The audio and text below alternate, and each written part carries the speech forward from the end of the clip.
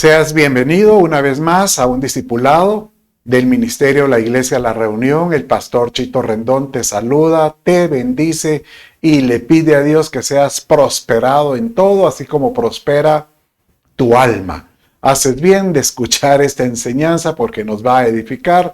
Estamos recorriendo ahora una nueva serie de cómo ser vencedores en Cristo Jesús. Pero acompáñame.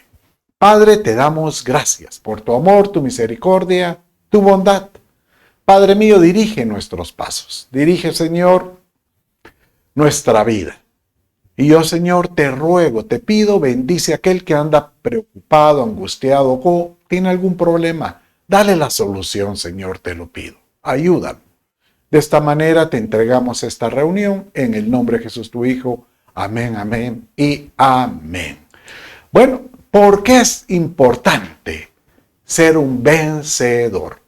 Bueno, estuvimos recorriendo en el primer discipulado, pues en la primera parte de esta enseñanza, de que el anhelo del Padre es que nosotros podamos desarrollar carácter, un carácter que nos ayude a poder vencer sobre áreas en nuestra vida, debilidades de la carne, debilidades de nuestro carácter o poder vencer ante situaciones donde nuestra personalidad, el temor, la angustia o el espíritu angustiado no nos permiten disfrutar de lo que Dios nos ofrece. Dice que el Padre nos ofrece coronas, galardones. Y el Padre recompensa, siempre quiere recompensar a aquel que se esfuerza. Y óyelo, yo siempre creo que es importante que todos aprendamos a tener desafíos. Desafíos aprendiendo algo o entrenando algo o haciendo algo, porque eso ayuda a tu carácter y te ayuda a tener autoridad para poder ser un vencedor. ¿De dónde sale esta palabra de ser más que un vencedor? Bueno, Pablo, cuando escribe su carta a los romanos, él dice en el capítulo 8, verso 37, que no importa cualquier situación, nosotros somos más que vencedores. Pero leámoslo juntos para poder entender o comprender este verso. Pero en todas estas cosas somos más que vencedores por medio de aquel que nos amó. Ahí donde estás, repite conmigo, repite. Soy más que vencedor en Cristo Jesús. Porque estoy convencido de que ni la muerte, ni la vida, ni ángeles, ni principados, ni lo presente, ni lo porvenir, ni los poderes, ni lo alto, ni lo profundo, ni ninguna otra cosa creada nos podrá separar del amor de Dios que es en Cristo Jesús, Señor nuestro. Que es lindo el tener la seguridad que Dios se levanta por nosotros. Y Él dice que Él se pone alrededor nuestro como un escudo, que Él nos ayuda a blindar, pero aquel que tiene la conciencia, la convicción, la certeza de que Él es un más que vencedor. Por eso esto comienza con una seguridad, y es por eso que es por la fe. Cuando nosotros confiamos en el Señor, ten por seguro que aunque las cosas tengan ese color de hormiga, se dice, o no estén con un color lindo que uno quisiera, colorido, no te preocupes. El Padre te dice, yo estoy contigo. Yo estoy para decirte que te quiero ver un vencedor. ¿Sabes que cuando se escribió el libro de Apocalipsis, que el libro es la revelación de Jesucristo? Aunque el autor, Juan el apóstol, el escritor, llamémosle, él relató algo que él vio, dice, que él experimentó. Y él ahí relata prácticamente detalles de cómo es que va a suceder los tiempos del final. Específicamente, ese periodo de 7 años que ubica comienza con la pretribulación hasta la gran tribulación. Pretribulación, que son 150 días, la tribulación, que son 3 años y medio, y la gran tribulación, los últimos 3 años y medio. La iglesia debiera de participar hasta la pretribulación, y de ahí hace mención de que va a ser arrebatada. Pero aquella iglesia va a ser arrebatada que ha sido vencedora. Obviamente hay iglesia que tal vez no dio la talla, y como no dio la talla, va a tener que participar o atravesar este periodo de angustia, o la angustia de Jacob se le llama. Pero el Señor también nos anima a que esta iglesia, aquí en estos que se queden, van a tener una segunda oportunidad y que puedan ser vencedores ante todas las circunstancias que puedan suceder. Pues hoy yo con este mensaje lo que quiero es animar a preparar a aquella gente para que se mantenga firme y que pueda participar de las bodas del Cordero al haber vencido cualquier ataque del enemigo, cualquier situación o angustia. Entonces, hermoso porque Apocalipsis abre, significa la revelación de Cristo, abre el primer capítulo, Jesucristo revelándose como Él es. Y desde el inicio Él manifiesta su carácter diciendo que Él ama a aquellos que van a ser reyes y sacerdotes. Él ama a aquellos que lo van a acompañar en esa nube cuando Él venga en la segunda venida a establecer su reino. No es lo mismo la segunda venida que el rapto del Señor. Es diferente, son dos situaciones. El rapto es al inicio y la segunda venida es al final de la gran tribulación, cuando Él viene a sentar sobre el monte de los olivos, según lo que dice Zacarías. Entonces, este mensaje de este discipulado es convertirnos en vencedores. Y Jesucristo nos muestra cómo poder llegar a hacerlo. Él nos dice cómo poder hacerlo, y Él nos lo dice pues a través de una enseñanza que le da a 7 iglesias, le menciona. Pero las 7 iglesias es un perfil de la iglesia actual. Aunque en esa oportunidad, usted sabe que estas iglesias que vamos a hablar físicamente existieron, pero quedaron como una figura de la iglesia actual. Entonces, en Apocalipsis 1, capítulo 10, verso 11, dice de esta manera.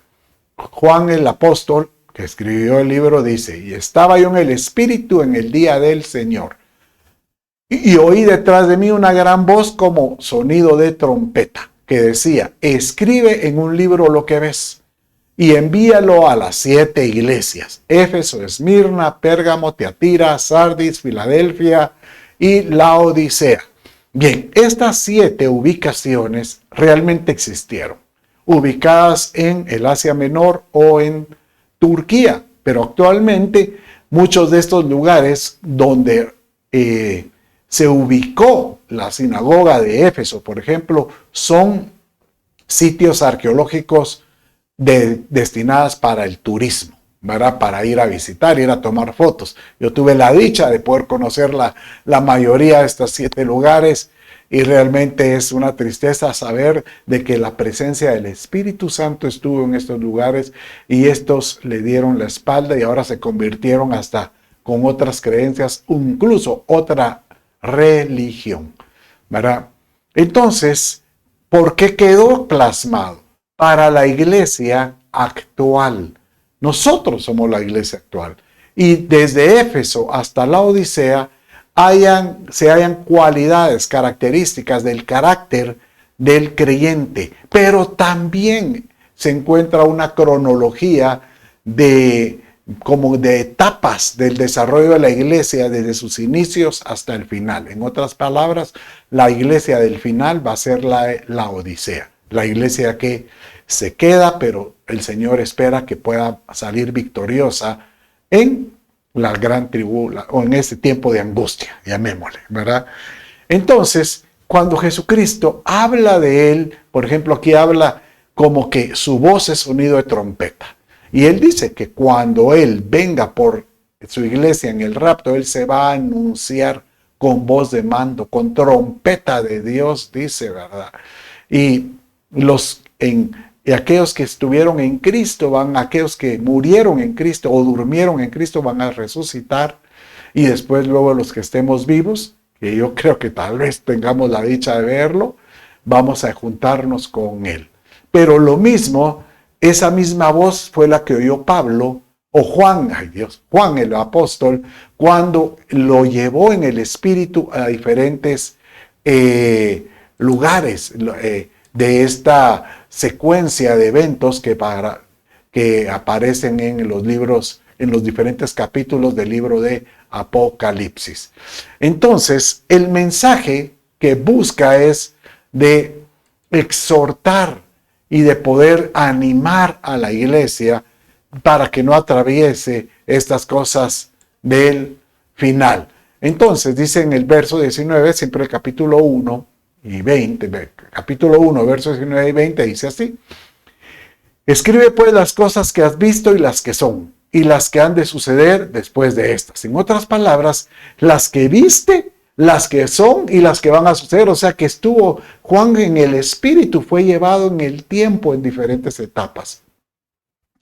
En cuanto al misterio de las 7 estrellas que viste en mi mano derecha y las 7 candelabros, y de los 7 candelabros de oro, aquí define qué son. Las 7 estrellas son los 7 ángeles de las 7 iglesias y los 7 candelabros son las 7 iglesias. En otras palabras, lo que está diciendo es que cada una de estas iglesias tiene a alguien que las preside. Pues en ese entonces pudo haber sido un sacerdote. Ahorita le podríamos llamar un ministro o un pastor o alguien que tiene un apóstol o que los preside algún ministerio. Entonces, a esta persona que preside a este lugar se le llama el ángel, y este mensaje es para que él sepa dirigir a las ovejas o a la iglesia que preside. Y por eso dice, y los 7 candelabros son las 7 iglesias.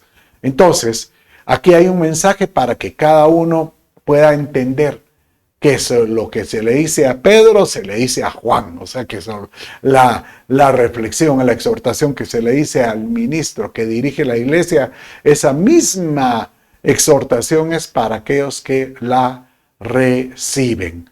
Bueno, entonces, ¿cuáles son estas 7 iglesias? Bueno, hemos estado estudiando, empezamos la semana pasada con Éfeso, y vamos a ver Esmirna, Pérgamo, Tiatira, Sardis, Filadelfia y Laodicea. Esperamos en Dios que se nos quede al final de estar repasando cada una de estas. Hoy vamos a estar viendo Esmirna y Pérgamo. El mensaje que escribió el Señor en cada una de estas porciones de versos, cuando se dirigía a Éfeso o a las que vamos a estar viendo, él se identificaba como un remitente. Posteriormente él decía una descripción diciendo cómo es que él conoce a esa iglesia y hablaba de características propias por las cuales esa iglesia le sacó una sonrisa al Señor. Posteriormente él le menciona y hace reflexión de las batallas, de las situaciones con las que esta iglesia tiene que luchar para mantenerse firme, pero en muchas cosas estas luchas pues la han visto derrotada, se ha sentido ella como que no ha logrado ganar, no ha logrado vencer. Y el Señor, él viene y en su reflexión le dice, pero yo te conozco y yo sé que tú puedes ganar, tú puedes vencer, y a los vencedores se les va a dar una corona, se les va a dar una presea, una recompensa o un galardón. Entonces, que hoy tú puedas absorber esta enseñanza y que tú digas, yo de esta voy a aprender para poder ser un vencedor en Cristo Jesús. Bueno, la semana pasada comenzamos con Éfeso, ¿verdad? Y rápidamente voy a resumir. Éfeso, el nombre significa la permisible o la que permite, como que es aquella que es permisible, la que es muy tolerante. Y de alguna manera esa fue la enseñanza que el Señor le dio a entender, porque le dice, yo conozco tus obras y tu arduo trabajo. Y le dice, y lo que hacías al inicio, pero ahora ya no lo haces. En otras palabras, que al inicio comenzaste con ese ímpetu, pero con el tiempo o las circunstancias o las situaciones te has enfriado. Y ese primer amor que tenías por mí prácticamente se ha enfriado también. Entonces, eso ha hecho que te vuelvas tolerante y has permitido que empieces a hacer cosas que son de las que no le agradan al Señor. No es que pierda la salvación, pero empiezas a vivir con conflictos, con batallas, mezclas. Y eso es lo que el Señor dice, vence, regresa a hacer las primeras obras para ser un vencedor. Y el galardón que le da es nada menos, pues, que puedes volver a tener a Cristo como el árbol de la vida en tu vida y que pueda ser usado con sus hojas para dar sanidad a las naciones. Que podamos nosotros a tener esa estatura de Cristo en nosotros, esa llenura de Cristo en nosotros para poder hacer la obra que Él nos llamó a hacer.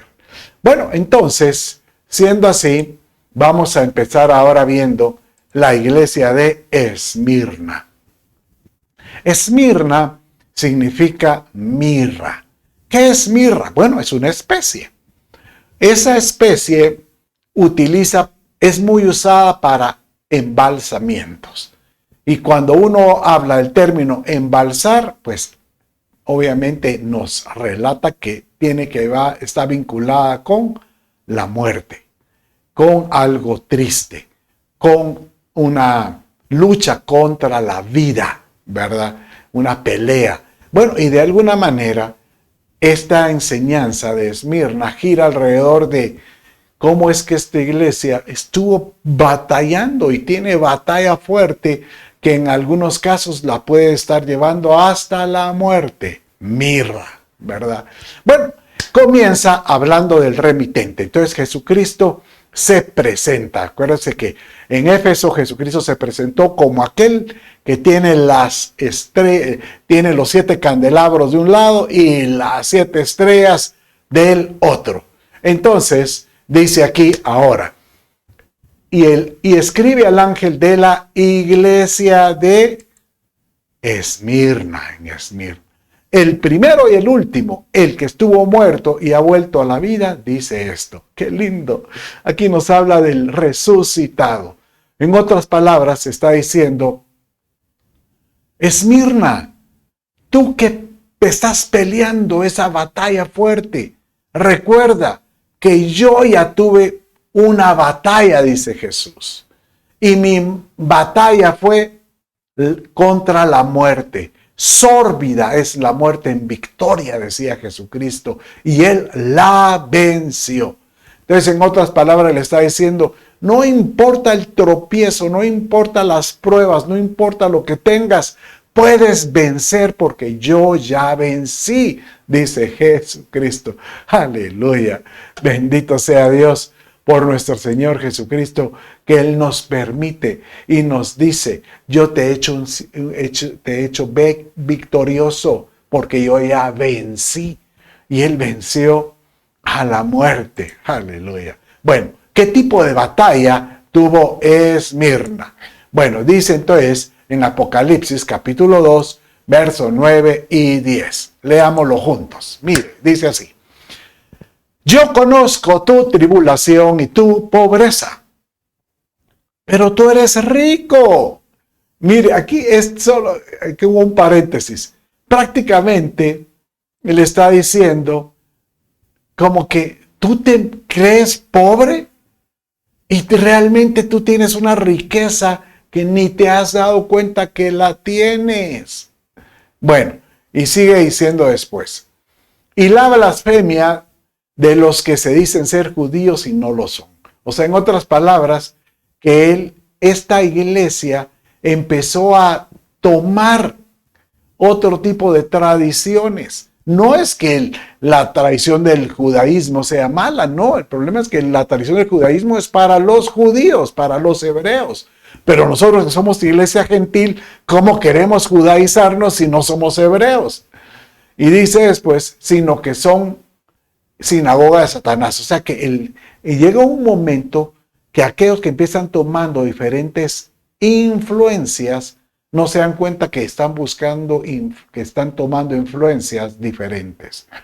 No temas lo que estás por sufrir. He aquí el diablo echará a algunos de vosotros en la cárcel para que seáis probados. Y tendréis tribulación por 10 días. Sé fiel hasta la muerte. Sé fiel y yo te daré la corona de la vida. Bueno, entonces prácticamente aquí lo que estamos viendo con esta conocimiento del Señor y la batalla que Él conoce. Él dice, yo conozco que tú eres aguerrido, que tú te gusta la batalla, pero algo ha hecho que has estado siendo derrotado en varias áreas. Primero, estás escuchando enseñanzas que no te competen estar aferrándote a ella.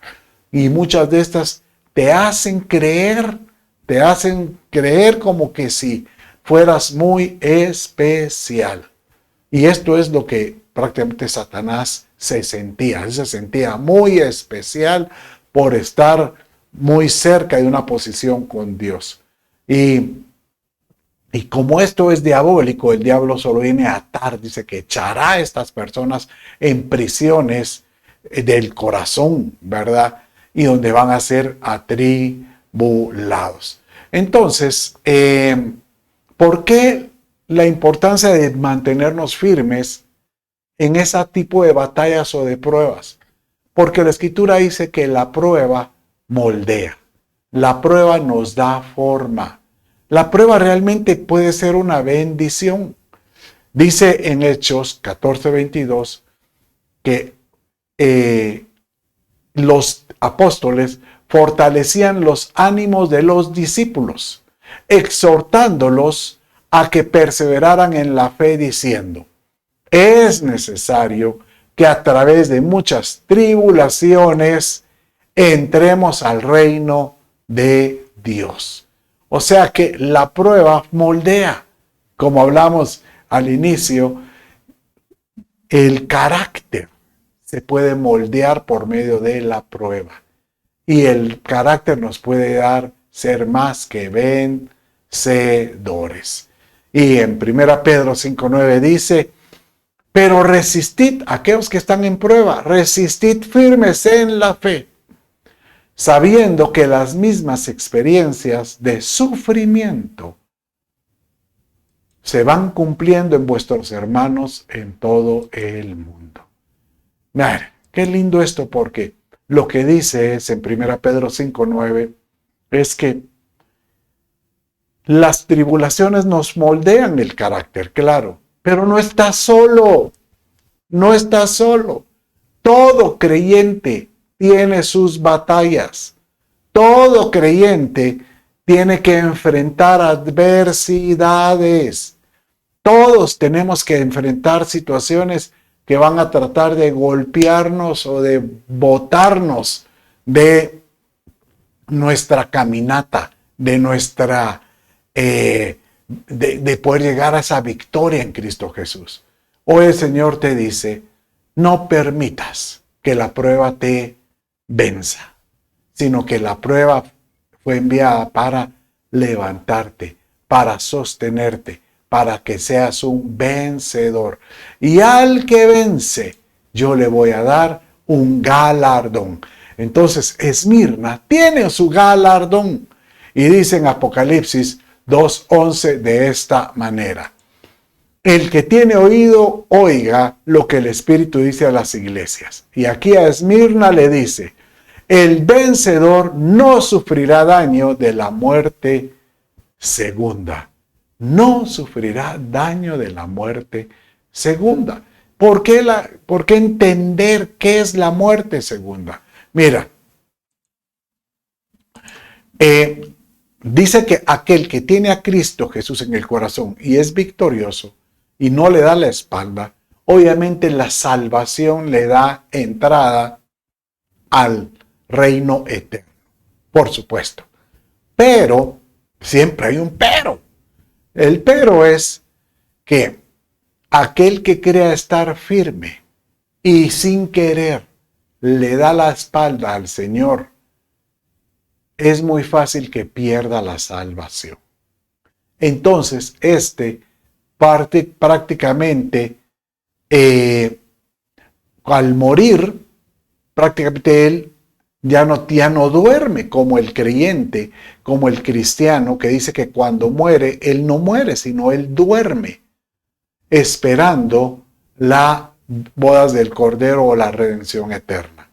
Aquel que muere sin Cristo o el que le dio la espalda a Jesucristo, tiene el problema de que él prácticamente fue destituido y él solo le espera la segunda muerte. La primera fue la física y la segunda es una muerte totalmente espiritual. ¿De dónde sale esta segunda muerte? Bueno, dice en Apocalipsis capítulo 26 de esta manera: bienaventurado y santo es el que tiene parte en la primera resurrección, aquel que tiene a Cristo y estuvo durmiendo y a la hora que Él nos llame con su voz de mando, resucita.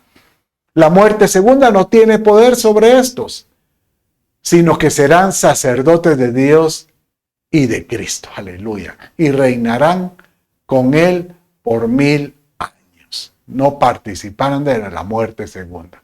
Pero dice Apocalipsis 21:8, esto es muy importante. Pero los cobardes, los incrédulos, abominables, asesinos, inmorales, hechiceros, idólatras y todos los mentirosos tendrán su herencia en el lago que arde con fuego y azufre, que es la muerte segunda. O sea que el Señor tiene destinado un lugar para todo aquel que no está escrito en el libro de la vida. O sea que es posible que si yo fui salvo pueda perder la salvación. La Escritura dice que sí. Es más, dentro de estos discipulados vamos a ver que en uno de los galardones que hay para una de las iglesias es que su nombre no sea borrado del libro de la vida. Eso quiere decir que sí puede ser borrado el nombre de uno del libro de la vida. Entonces por eso hay que mantenerse firmes, hay que mantenerse en victoria. Escúchame, tú amado que me escuchas, tenemos que ser victoriosos en Cristo Jesús. Bueno, ya terminamos Esmirna, ahora miremos la otra iglesia que es Pérgamo, rápidamente en el tiempo que nos queda. Pérgamo tiene también su nombre, su descripción, como Éfeso, la que permite, como Esmirna, que es mirra, y Pérgamo significa aquel que está en una colina alta, aquel que está elevado, ese es el nombre. Yo podría pensar, ¿qué podría significar aquel que se siente elevado? ¿No será aquel que se siente muy en su salsa, muy soberbio, muy orgulloso? Bueno, entonces miremos qué es lo que dice acerca de Pérgamo. Primero, pues el remitente, que es Jesucristo, se dice y él dice. Y escribe al ángel de la iglesia de Pérgamo, que tiene la espada aguda de 2 filos. O sea que qué curioso, porque aquí él está dando la respuesta para que pueda ayudarle a esta iglesia de Pérgamo. Así como a Esmirna le estaba diciendo, el que resucitó, el que tiene la victoria, te está diciendo que tú puedes vencer toda prueba. Ahora le está diciendo, aquel que se desvió de la palabra, he aquí viene el que tiene la espada, que es figura de la palabra, con 2 filos, para poder penetra, dice, hasta separar el alma y el espíritu. ¿Por qué? Porque de una vez separa las cosas espirituales de las terrenales. Bueno, entonces, rápidamente vamos a ver ahora características de Pérgamo. Su batalla, que es donde tiene que batallar esta iglesia. Bueno, entonces, como el Señor en su batalla es como Él la conoce también. Y dice la Escritura de esta manera: yo sé dónde moras. Qué curioso, el Señor conoce dónde mora. Y mire dónde dice: donde está el trono de Satanás. Mire lo que le está diciendo a Pérgamo. Guardas fielmente mi nombre y no has negado mi fe.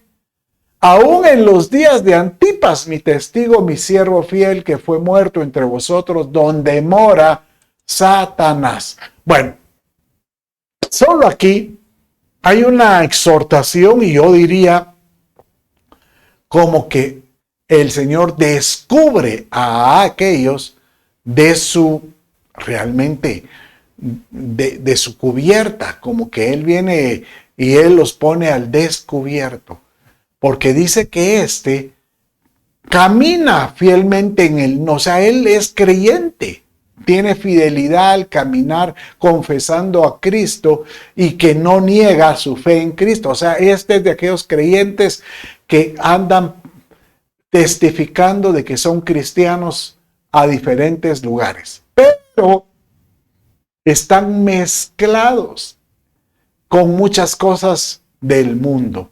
¿Por qué? Porque su morada está donde está el trono de Satanás. O sea, ¿sabe cómo se me imagina?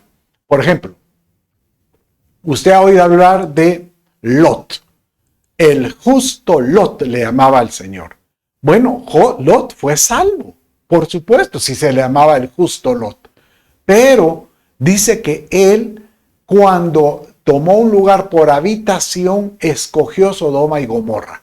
Pero él dice que no directamente fue a vivir a Sodoma y Gomorra, sino que él comenzó en las afueras. Y dice que él se fue acercando, porque cuando él vio la llanura, él dice que estaba en las afueras. Y él se fue acercando. Y es más, ¿cómo es que su corazón estaba enraizado? ¿Cómo estaba atado a Sodoma y Gomorra? Que cuando Abraham lo rescató, porque dice que Lot fue apresado por unos reyes. Se entera Abraham y con 318 hombres armados lo rescataron y rescataron su familia y sus posesiones. Lot, si cualquiera hubiera dicho: gracias, Abraham, tú eres como mi padre, yo quiero regresar contigo. Pero ¿sabe qué hizo Lot? Regresó a Sodoma y Gomorra. O sea que estaba muy de una aprensión a lo que sucedía en este lugar. Y esto es muy parecido a esta, pues, exhortación o a este conocimiento que dice nuestro Señor de Pérgamo. Yo sé que tú eres fiel, eres justo, que no has negado mi fe, pero tú vives donde estás el propio Satanás viviendo. ¿Cuál era una de las características del trono de Satanás? Y por eso es donde viene el término Pérgamo. Aquel que se cree muy salsa o muy en lo alto. Y eso es lo que yo creo que pasó con esta enseñanza que le está hablando a los de Pérgamo. Que ellos se sentían tan confiados en la fe que tenían en Cristo que no les importaba estar viviendo en lugares que realmente estaban arriesgando su salvación, ¿verdad? Mire, ¿qué habla acerca de lo que sucedía en el trono de Satanás? Bueno, acompáñame y dice la Escritura en Isaías capítulo 14, verso 3 de esta manera. Aquí le está hablando al diablo mismo, Dios lo reprenda. Pero tú dijiste en tu corazón, dice el Señor a este ser: subiré al cielo por encima de las estrellas de Dios, levantaré mi trono y me sentaré en el monte de la asamblea. En otras palabras, le está diciendo: Tú querías parecerte o querías usurpar una posición que no te pertenece. ¿Por qué? Por la soberbia de tus cualidades, que era un arcángel. ¿Sabes una cosa? Que el que se ensorbecerse la soberbia o el arrogante Dios los aleja. Dice Proverbios 8:13, el temor del Señor es aborrecer el mal. El orgullo y la arrogancia, el mal camino y la boca perverso, yo aborrezco. ¿Sabes? Por supuesto, la Escritura dice que Dios, dice que al humilde Él mira de lejos, pero al soberbio, al altivo, Él mira de lejos, o en otras palabras, al que es orgulloso, Él aborrece. Y uno dirá, pero ¿será que entonces si yo me creo algo? No, no es una situación de que si tus convicciones te hacen sentirte si tu seguridad en Cristo esa convicción te hace sentir muy firme. No, el problema es de que si tú te crees muy superior a otros y los miras de menos. Entonces, cuando tú miras de menos a uno que está ahí abajo, tú estás en una posición que tú te sientes que estás en altivez. Estás con una soberbia que te hace ver como que tú te mires especial. Y así como se le dijo a los de Mirra, ten cuidado, mira el que está firme. Mira, tenga cuidado el que crea estar firme porque no vaya a ser que de sopetón caiga. Cuidado. Tenemos que cuidar de no creer que el don espiritual que Dios nos ha dado nos hacen creer que ya somos muy importantes. Por supuesto que Dios da dones. ¿Sabe que yo he visto personas que tienen don de profecía, dones de sanidad, pero su conducta moral va muy lejos de lo que deberían estar, de lo que hacen con el don? Y a mí me sorprende y le pido a Dios que los atraiga otra vez para que hagan las cosas correctas. Y te voy a dar el ejemplo de alguien que tenía el don y cómo es que él empezó provocando con ese don, haciendo cosas diferentes. Y eso aparece pues dentro de esta iglesia de Pérgamo. Entonces, dice en Apocalipsis capítulo 2, verso 14, esta situación. Pero tengo unas pocas cosas contra ti, le está hablando a Pérgamo. Porque tienes ahí a los que mantienen la doctrina de Balaam, que enseñaba a Balac a poner tropiezo ante los hijos de Israel, a comer cosas sacrificadas a los ídolos y a comer actos de inmoralidad. Este era Balaam. ¿Qué tenía Balaam? Que él tenía el don, él era el don, tenía un don de profecía y pareciera que era un don que era muy acertado. Entonces, pero él, ¿cuál fue su problema? Que él quiso, él se dejó desviar por medio de la influencia de un rey que se llama Balac. Llegó Balac y dijo, mira, ahí vienen los israelitas y ellos creo que me van a hacer daño.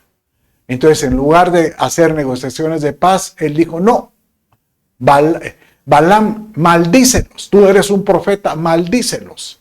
Tú eres un profeta de Dios, maldícelos. Y cada vez que Balaam quería expresar una maldición, abría su boca y ¿qué pasaba? Empezaba a bendecirlos y los bendecía. Entonces Balac decía, te estás burlando de mí. ¿Qué está pasando contigo? Y él se dio cuenta que con ese don no podía dañar al pueblo escogido de Dios. Entonces aquí es donde, por eso yo escribo aquí, Balaam pide el permiso para usar el don, pero sin el agrado de Dios.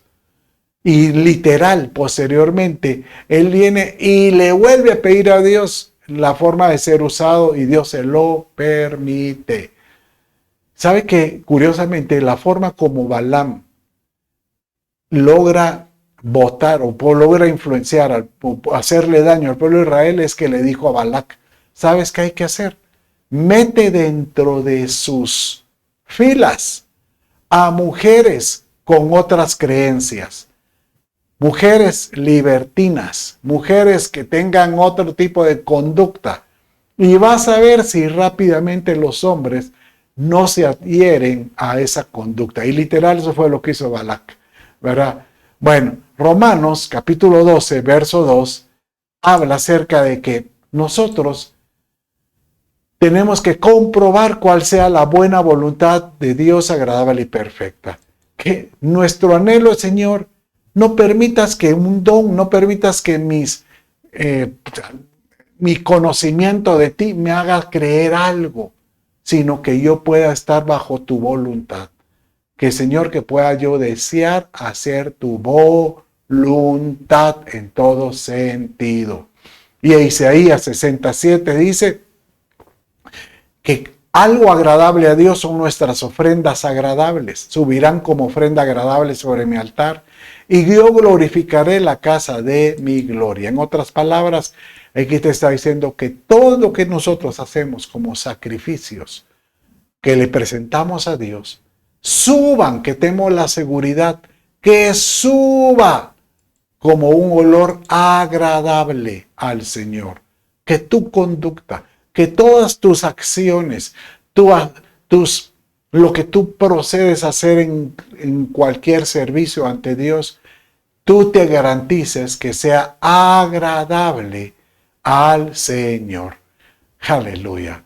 Bueno, rápidamente vemos otra característica que encuentra con Pérgamo, y es que en ellos estaban los nicolaitas, muy parecido a lo que encontramos en Éfeso.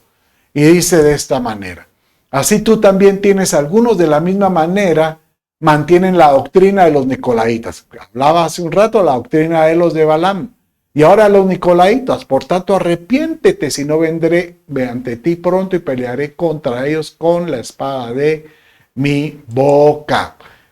Nicolaita significa Nicol, o sea, el que era nicolaita, el Nicol significa vencer, pero da a entender el nicolaita es que se siente que vence con cosas humanas, aquel que se siente muy salsa, llega un momento que ya lo espiritual ya lo pone, lo humaniza y él se siente que es pues prácticamente una persona que está en victoria, pero con cosas humanas. Por eso el Señor te dice, no permitas que tus habilidades, tus situaciones te hagan sentirte muy alto. 2 Corintios 12:9 dice, y él me ha dicho, bástate mi gracia, pues mi poder se perfecciona en la debilidad. Por tanto, muy gustosamente me gloriaré más bien en mis debilidades, para que el poder de Cristo more en mí. En otras palabras, una forma de decirle, Señor, no permites que mis conocimientos, mis experiencias contigo se suban en mí. Permita que una prueba, que algo, Señor, me haga recordar que tú gobiernas mi vida. Y eso fue lo que le pasó a Pablo cuando él escribió este verso. Que él decía, creo que esto me ha pasado por las experiencias espirituales que he tenido. He llegado hasta el tercer cielo y creo que me he envanecido, creo que algo me ha pasado. Y yo sé que, Señor, tú mandas esta prueba en mi carne para recordarme que tú me amas y que tú quieres que me mantenga sumiso o humilde en todo sentido. Bueno, ¿cuál es el galardón para los de Pérgamo? Entonces dice así, el que tiene oído, oiga al Espíritu dice a las iglesias. Al vencedor le daré del maná escondido y le daré una piedrecita blanca. Entonces, ¿qué hay de recompensa? Del maná escondido y una piedrecita que tiene un nombre nuevo, la cual nadie conoce sino aquel que lo recibe. Entonces, nos está hablando de un maná y de un nombre nuevo. ¿Por qué la importancia del maná escondido? Bueno, este maná escondido era el único maná escondido que aparece en la Escritura, es el que estaba escondido en el arca del pacto, el maná eterno, el maná que Cristo Jesús dijo: yo soy el pan de vida, yo soy el maná eterno, el maná que ellos decían: ¿y qué es eso? ¿Y qué es eso? Yo soy ese pan de vida. Bueno, yo quiero rápidamente hablarte acerca de características del maná. Habían 3 tipos de maná. El maná que caía diariamente, que caía como un rocío, y que si uno lo guardaba de un día a otro se engusanaba. Pero había un segundo maná que duraba 2 días, que caía en el 6º día, para que ellos pudieran disfrutar del Sabbat y no hacer ninguna obra. Y este no se engusanaba de un día para otro en ese momento. Ya posteriormente, al 3er día, se engusanaba, ¿verdad? Pero el tercer maná que aparece es el eterno, el que es figura de Cristo que estaba en el arca del pacto, que es el que le dice a Pérgamo. Y menciona también el nombre nuevo. El Señor te dice, Él a cada uno de nosotros nos ha dado un nombre nuevo. Así como Él le cambió el nombre a muchos, Él dice que el nombre viene para cada uno. Dice Isaías 43:1 de esta manera: mas ahora dice el Señor tu Creador, oh Jacob, y el que te formó, Israel, no temas, porque yo te he redimido, te he llamado por tu nombre, mío eres tú. Cada uno de nosotros debe tener un nombre diseñado por Dios. Que el Señor nos muestre. Sabes que a mí me gusta pensar que yo soy un hijo redimido, que yo soy llamado escogido de papá, o como los nombres que le dio en 1 Pedro, que somos una nación santa, un real sacerdocio, un pueblo adquirido por Dios para anunciar las virtudes de aquel que nos llamó de las tinieblas a su luz admirable. Por supuesto que hay personajes que tuvieron diferentes nombres. A Josué, por ejemplo, el conquistador, su nombre original era Oseas. Salomón, él tenía 2 nombres, Lemuel y Geidías. Lemuel era como le llamaba a su madre, mi Lemuel, dice en el Proverbio 29, ¿verdad? Pablo, el apóstol, su nombre era Saulo de Tarso, porque era originario de Tarso. Y Pedro, ese Pedro, ¿verdad?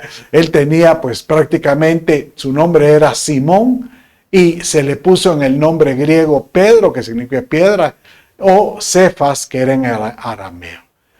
Aleluya. Que el Señor nos revele cuál podría ser el nombre que tengamos. Pero si no, en el cielo Él no lo va a decir. Pero de todo contrario, que tú sepas que tú eres redimido. ¿Qué nombre más lindo que eso? Que tú eres un hijo escogido. Que tú eres un pueblo adquirido por Él, por Dios. Solo con esas características yo sé que Dios me ha llamado a algo muy hermoso. Aleluya. Bueno, mis amados, con esto finalizamos hoy este discipulado con estas 2 iglesias, la iglesia de Esmirna y la iglesia de Pérgamo. Pero yo quiero orar y pedirle a Dios que Esmirna nos enseña cómo poder atravesar las pruebas en victoria. Si tú estás atravesando una prueba o una situación difícil, en el nombre de Jesús yo voy a orar ahorita para que el Señor te dé la victoria.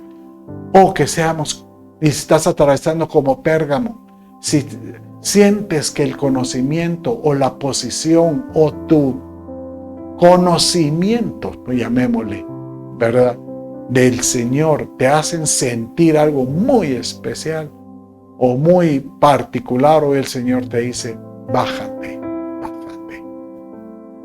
Padre, en el nombre de Jesús, yo bendigo a todo aquel que me está escuchando, bendigo su vida, bendigo todo lo que emprenda, pero sobre todo te ruego que tu Espíritu nos hable fuerte para poder ser vencedores, Señor. y poder hoy, Señor, tomar de ti, Señor, lo mejor. Que podamos, Señor, ser victoriosos para tomar, Padre mío, del maná eterno que eres tú, y que pongas en nosotros esa identidad en tu nombre, que sepamos que tenemos un nombre en ti. Te lo pido en el nombre de Jesús. Te doy gracias. Amén, amén y amén. Bueno, mis amados, Dios me los bendiga, y con eso finalizamos este discipulado. Bendiciones.